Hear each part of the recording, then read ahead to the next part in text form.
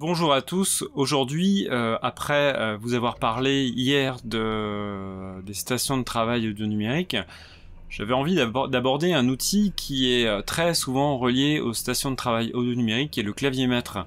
Alors qu'est-ce que c'est un clavier maître? C'est tout simplement un petit clavier avec des touches noires et des touches blanches, qu'on appelle aussi un contrôleur MIDI. Et qui va permettre de jouer un morceau qui va être enregistré par l'ordinateur via le Stan, mais avec une petite particularité, c'est comme on entre avec un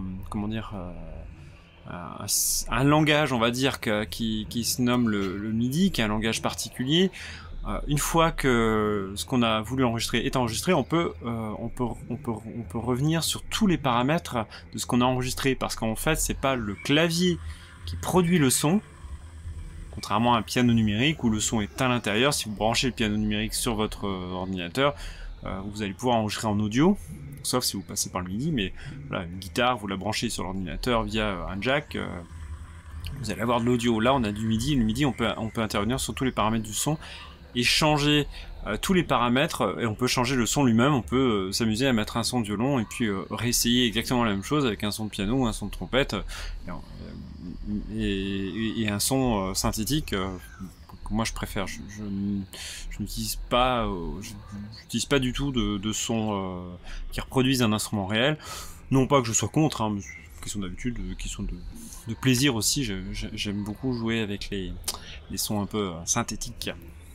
Donc voilà, le clavier maître qui peut aussi avoir d'autres fonctions, mais qui peut aussi servir à contrôler votre logiciel directement, comme un clavier en fait d'ordinateur. Vous allez avoir des touches avec lecture pour repasser le morceau, avec des touches pour mettre des marqueurs, revenir à zéro, etc. Et puis après, selon le prix que vous pouvez mettre, vous allez avoir des choses plus ou moins sophistiquées, plus ou moins utiles, hein, parce qu'il y a pas mal de... C'est comme sur tout appareil technologique aujourd'hui, vous avez des choses qui ne servent pas à grand chose.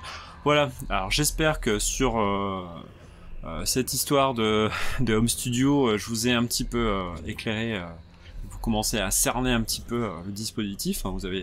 Je vous ai parlé du logiciel, je vous ai parlé de la carte son dans une autre vidéo, et maintenant je vous parle du clavier.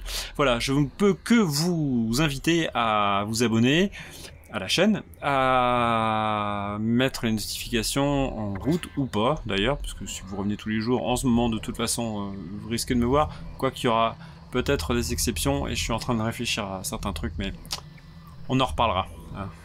On arrive déjà largement au bout du temps que je me suis imparti pour l'instant. Ça va changer peut-être. Mais voilà. Sur ce, je vous souhaite un bon canigou.